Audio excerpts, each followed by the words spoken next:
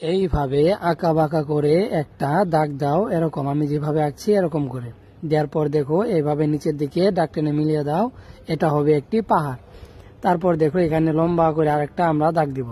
এরপর দেখো আমরা এখানে আরেকটি ছোট দাগ দিব, নিচের দাগের সাথে মিলে দিব, আরেকটি দাগ দিব, নিচের দাগের সাথে মিলে দিব। দেওয়ার পর নিচের দিকে এভাবে একটি দাগ, দুইটি দাগ দিলাম এবং একটি দাগ আরেকটি দাগের সাথে এভাবে লেগে দিলাম।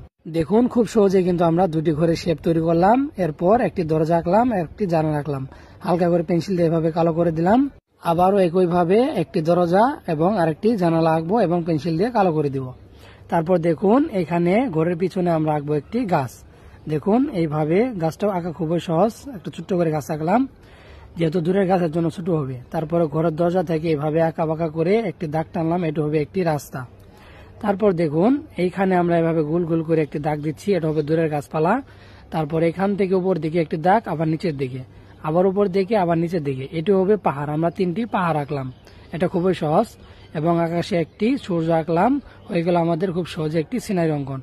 এরপর দেখুন এই ঢাল জায়গাটায় আমরা এভাবে পেন্সিল দিয়ে একটু কালার করে দিব, তাহলে কিন্তু পাহাড়টা স্পষ্টভাবে ফুটে উঠবে। পাহাড়ের উপর কিছুটা ঘাস অঙ্কন করে দিলে দেখতে কিন্তু আরো অনেক সুন্দর লাগে।